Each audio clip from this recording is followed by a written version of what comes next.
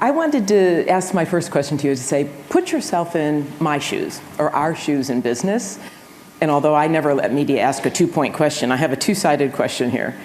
On one hand, you talked about a really bright future. And so I'd like you to take one more level down and talk about the opportunity. We always talk about the downside.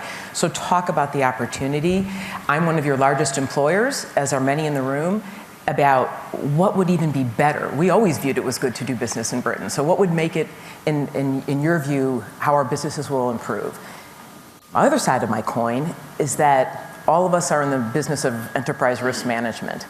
And so as we talk about Brexit and obviously your checkers plan, and there between a lot of continuums between there and a hard Brexit, if you were us, and I know all my banking friends, every regulator does its job and says, plan for the worst, right? As all regulators do. So what would you tell us, and what would you do in our shoes to be planning right now? So the future ahead, and then what would you do now to balance that risk? Well, perhaps if I could take them in the reverse order. Okay. And start off with the sort of planning now. Because obviously we're at the point in the negotiations where we've got a few weeks to go. The deadline that was set was always this autumn of this year. And of course, we leave on the 29th of March next year. So, and we don't know where the negotiations will end. I'm confident that we will get a deal. And interestingly, there are more voices around Europe, other European leaders now saying that, talking about getting a deal. But we have to make sure that we're prepared for any eventuality. And of course, as government, we're preparing for a deal and we're preparing for no deal.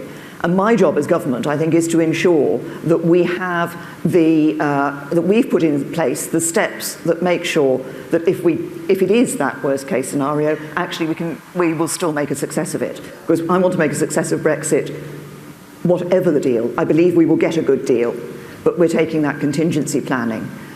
But there is, I think, a really bright future there, and it's a number of things that come together. And I think the UK is, in a sense, uniquely placed because some of the advantages that we have, I mentioned some of them in my speech.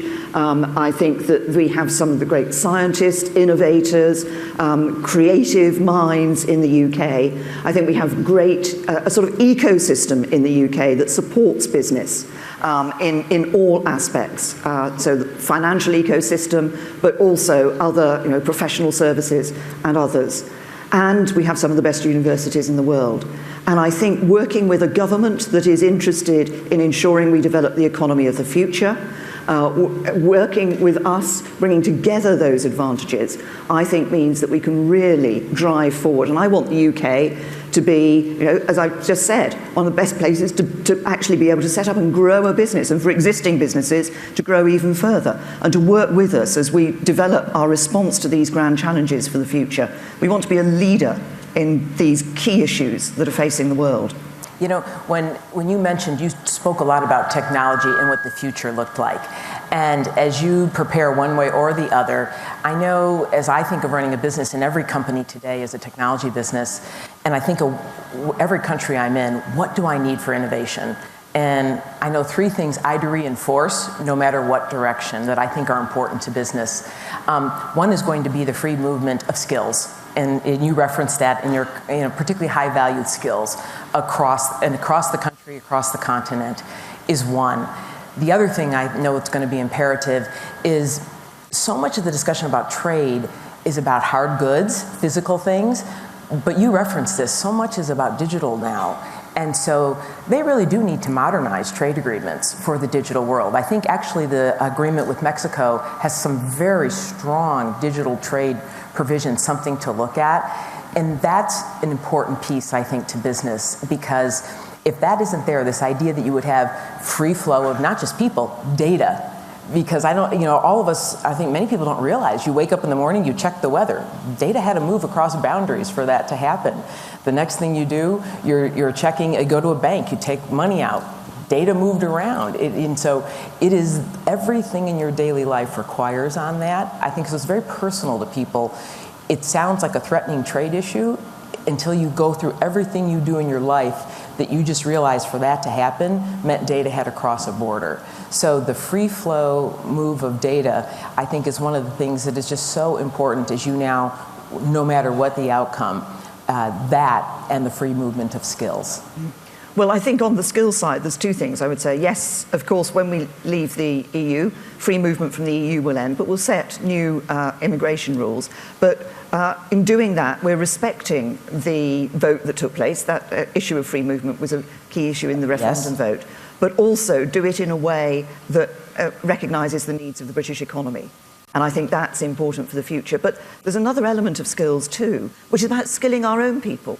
Making sure that young people coming through education today in the UK are being equipped for the skills of the future. That's why we're developing our new technical education qualifications, a real emphasis on making sure that every young person can develop their talents, whether that involves going to university, doing an apprenticeship, a technical qualification, making sure we've got those skills.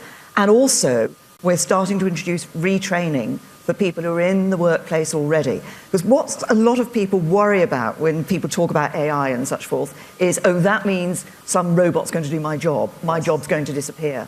Actually, there will be jobs, but there'll be different jobs. Yes. Retraining people for those jobs is an important element. Yes. And then the question of data and so forth, it is right.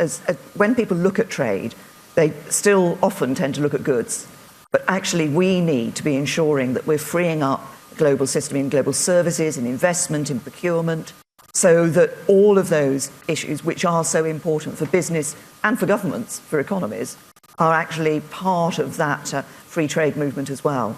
Yes, well, you and I have had the chance to talk about skills and about trust and technology many times before, but I want to kind of put two things together. You just said, you talked about partnership a lot. I believe this skill issue is one that's the responsibility of business and government together. Neither can solve it alone.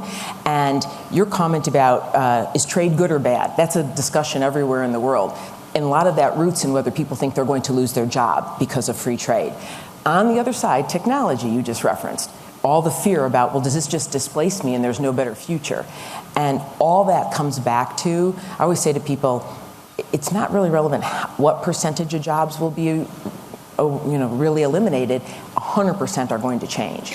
So we've got to make it inclusive so everyone, you mentioned apprenticeships, can participate in this. And that will only be tackled in the time frame that's going to be needed if government and business work together. And so I'm really happy to hear you describe, I think, this continuum.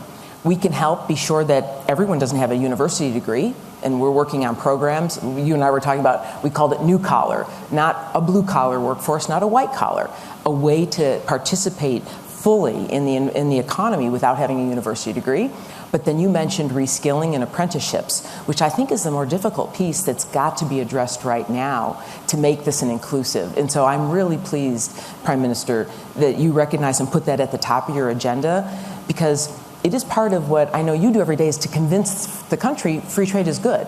So maybe a comment about, and I think part of that is that skills agenda to convince people this is a good thing. I think that's right. It's one of the challenges that we and other governments around the world face today is that I think for some people they feel they've in a sense been left behind. Yes. Globalization, free trade, these are things that benefit other people and not them. Making sure actually that people benefit, which they do from free trade, but recognise what it brings, that it brings prosperity, it brings jobs, it brings those opportunities for people for the future. Now that's partly about government, but it is about working with business. It's about working with business to ensure that we're skilling. Obviously we've talked about what IBM particularly has been doing in relation to skills. Others also are looking at how they can work to help young people particularly get the skills for the future. But it's also about government setting the right environment in which business can thrive. That's about issues like tax and regulation, but it's about working with business as we are in our industrial strategy and our £1 billion industrial strategy challenge fund with our sector deals, such as our AI sector deal, are about working with business and saying, how can we ensure we're creating the right environment that then enables business to do what it does, which is grow, create jobs, provide prosperity. Yes, so the world you describe, and I wholeheartedly believe in, is one about inclusive skills for everyone to participate. But you also mentioned, really we're ushering in a whole new era of technologies, and people have to trust them. this has been a topic near and dear. We met at Davos on this, that it's what was behind you setting up the Center for Ethics that we too have participated with you on. I think everyone would be interested in why this became such at the top of your agenda and your views on that first, and I'll add my own, because I think this is actually the paramount issue, that if people do not trust these new technologies, they will not flourish, by the way, and it will create an even greater have and have-not society. So if you would. Yes, well, I think this is absolutely right. The economy of the future, I mean, technology is here already, but developing rapidly, and the economy of the future depends on people having access to technology, being able to having skills to use technology, being able to take on those jobs, but in their day-to-day life, trusting that technology. And that's why we set up the Centre for Ethics and Data and Innovation. And this is putting these together to make sure that as we see new innovations, as we see developments taking place, we're able to set that ethical framework so people have the confidence of knowing that they don't have to worry about how their data is going to be used.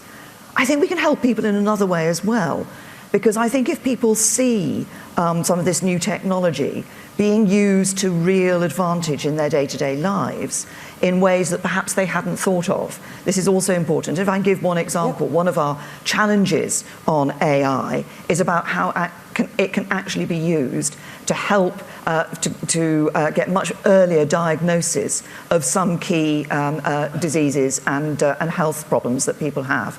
Some really interesting work being done with DeepMinds and Moorfield Hospital on actually using AI to be able to much earlier diagnosis of eye problems, for example, and eye diseases. That can be of real benefit to people. And then if we can show people that this isn't some worrying thing, some scary thing out there that's just going to take your job away, actually it's going to change your life for the better. And, by the way, provide new higher paid, higher skilled jobs that you and your children can take on, then I think we will have, we'll be able to persuade people of the benefits. I do think it's two sides that have to be addressed. You use the word framework first. I happen to believe, actually all of us should self-regulate ourselves, if at all possible. And when it comes to people trusting technology, privacy, that was one of the things that this center addresses. I think these are paramount issues, trust and transparency, that people believe, as you just said, you live by a set of principles. And in fact, actually, I think the world, it will separate between companies that embrace good tech principles and bad tech principles. Good tech principles will be companies, countries that say to this technology, hey, the purpose is to make your and my life better, augment what we do. And I know I speak for somebody who builds some of this, that I have control over that. The other thing is, when it comes to data privacy, to honor that, and that the owner of the data gets the value, right? And then, to your comment a second ago, we too do a lot of work on healthcare, that these technologies be explainable. So in other words, not a black box that says, here's what your illness is. You have to say, why is this the case? Or people won't trust it. And my biggest fear is fairness and bias, because so much of this world of data is trained on history. Well, history's got some bad things in it. And so you've got to be able to check that you're not training bias into everything we do. So I like your word, a framework on how to go about this. And then there is the practical applications that people have to experience every day. And that would help unleash. So I think your work to advance this is really, really critical to drive this, what you view as a whole innovation umbrella for the country. And so you named 4 technologies. And you have great universities there as well. And so I think the issue is going to be now getting these, and I think this is, again, where business can be in partnership with you. So what would you ask of us on how to be stronger partners? Because I think many of us would say what we listen to is intelligent regulation, check. Free trade, check. Modernization of trade, check. Right skills, check. Skills, check. I mean, we would go through that list. What are the areas we can help the most in? I know skills is at the top, but what else can we help in? Well, I think it's across all of those areas, really. And the first thing is for business and government to recognise the importance of that partnership. I think sometimes in the past it's been much more sort of a separation in terms of business and government. actually recognising that there are roles, that the role that government can play, but also that it's by working together, by exchanging information and understanding, that we can really get to the right answers. And that's where things like our sector deals are doing exactly that, bringing business and government together. So partly it's there's certainly on the skills agenda. It's about, and business can help by working with government on what are actually the skills of the future. Yes. If you're looking, if a government is looking in our education system, we need to know not just what the skills are needed today, but what they will be needed in the future, such that we can ensure that is going through the system and young people are being trained up for that. Yes. And just also working together to promote the message about free trade and open markets, open economies is so important, so that people see that this is something that is genuine benefit across the world. And we focus naturally on our own countries and the benefit it brings there. But think of the huge benefits that are being brought and can be brought elsewhere in the world. I was in Africa recently, and fascinating, seeing a real enthusiasm. 18 million jobs needing to be created every year between now and I think it's 2035. Yes. It's business that's going to create those. Yes. Well, that's important. It's business that will create those jobs. I speak for everyone. I always think, often in a country, someone says, I love jobs. I'm like, you do realize we're the job creators, right? And so I'm going to end with one question from the audience, which I talked to Steve earlier today, and I thought he and I were speaking about really the importance of such a positive environment here. And so, Steve, I'm going to throw to you for the Prime Minister a question here as we wrap up. I don't know why I got this privilege. Oh, it's just in terms of downside management, which is what Ginni was talking about. We actually just bought a big thing in the UK last week, so I guess we're believers. But on the other side, things could really go off with a bad Brexit. And ultimately sort of a change of government. And the things that we really worry about is how bad could things get? I know how good they can get. The good thing, we believe in the good thing, but just in terms of thinking through that from a risk management perspective, it's a little daunting for those of us on the outside. We're not in your system. You just observe. How do you think about that? Well, I absolutely appreciate and understand the point you're making about as people are making decisions and looking ahead to what the future holds. And at the moment, there is that uncertainty about what the future will hold in terms of Brexit. I think the way I look at it in government is, first of all, just if I can say this again, I believe that we will and can get a deal and a good deal. And that's because it's not actually just about the UK, it's about what's good for the EU as well. And I think that continued trading relationship is going to be good for both sides. But there are several weeks of intense work to be done in order to get to that point. But from the government's point of view in the UK, we continue to have the same ambitions about the future of our economy. And that's why, in a sense, if you look at what we're doing on the industrial strategy, I think it would have been right to do it anyway, but Brexit brings a sharper focus to it. Because it has, in a sense, we are doing that job of actually saying regardless of what our relationship with the EU is going to be in the future, what is it about our economy that we want to put in place to ensure that people will want to come and invest and will want to create those jobs? And that's why we've been looking at this, this concept of the economy of the future, skilling our young people to make sure that we're having those building blocks in place.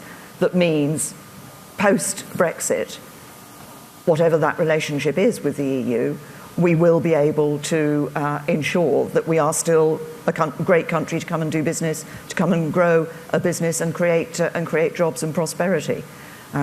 So we're doing our planning for that. Well, Prime Minister, I want to end. You actually said something I think is really critical to end on a very, I think, optimistic note, in that what you just described, and I think it's a wonderful point about crises, they do sharpen everything about what you do. And so what I heard you describe up there was an extremely positive, forward-looking message to business. And now that you have defined what are very differentiating characteristics, and that I think most of us in this room want to see those all come to pass, not only for our past investments, our future investments. And so, as someone once said to me, everything in politics is impossible till it's not. And so I think that's that you defined it. Some of the key elements of the UK that make it a great place to invest in and do business aren't going to change post-Brexit.